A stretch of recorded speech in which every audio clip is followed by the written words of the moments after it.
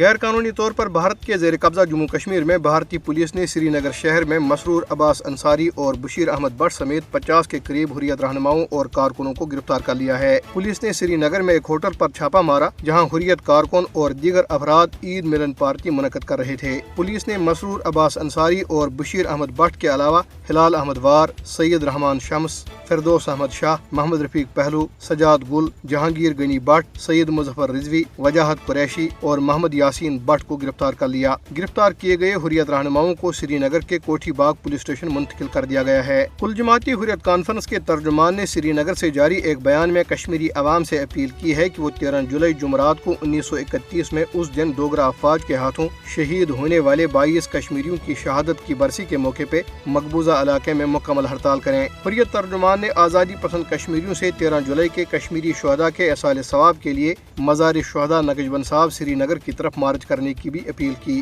یہ شہداء ان ہزاروں لوگوں میں شامل تھے جو سری نگر سینٹرل جیل کے باہر عبدالقدیر نامی شخص کے خلاف، جس نے لوگوں سے ڈوگرا راج کے خلاف اٹھ کھڑا ہونے کے لیے کہا تھا، عدالتی کارروائی کے دوران جمع ہوئے تھے۔ نماز ظہر کے وقت ایک نوجوان نے اذان دینا شروع کی تو ڈوگرا فوجیوں نے اسے گولی مار کر شہید کر دیا۔ اس کی جگہ ایک اور نوجوان نے لے لی اور وہ بھی فوجیوں کے ہاتھوں شہید ہو گیا۔ اس طرح 22 نوجوانوں نے اذان کی تکمیل تک اپنی جانوں کا نذرانہ پیش کیا۔ برطانیہ اور یورپ میں مقیم کشمیری اور پاکستانی کمیونٹی نے 13 جولائی 1931 کے شہداء کی یاد میں 13 جولائی سے 20 جولائی تک ہفتہ شہدائی کشمیر منانے کا اعلان کیا ہے۔ جموں کشمیر تحریک حق خودارادیت انٹرنیشنل اوڈھم اور برطانیہ اور یورپ کے دیگر شہروں میں کشمیری شہداء کی قربانیوں کو اجاگر کرنے کے لیے پروگرام اور تقریبات کا انعقاد کیا جائے گا۔ کل جماعتی حریت کانفرنس کے رہنما میر شاہد سلیم نے جموں سے جاری ایک بیان میں کہا ہے کہ بھارتیہ جنتا پارٹی کی حکومت جموں خطے کے مسلم اکثریتی علاقوں میں شراب نوشی کو فروغ دے رہی ہے تاکہ اسلامی اقدار کو نشانہ بنایا جا سکے اور کشمیری نوجوانوں کو غیر اخلاقی سرگرمیوں میں ملوث کیا جا سکے۔ جموں میں نیشنل پینتھرز پارٹی نے ہرش دیو سنگھ کی قیادت میں ادھم پور کی گول مارکیٹ میں مودی حکومت کی ناکام معاشی پالیسیوں کی وجہ سے بڑھتی ہوئی مہنگائی کے خلاف احتجاج کیا۔ کانگریس مقبوضہ جموں کشمیر شاخ کے صدر رمن بلا نے جموں میں لوگوں کے گروپ سے گفتگو کرتے ہوئے اس بات پر افسوس کا اظہار کیا کہ مہنگائی میں اضافے کی وجہ سے غریب کشمیریوں کو شدید مشکلات کا سامنا ہے۔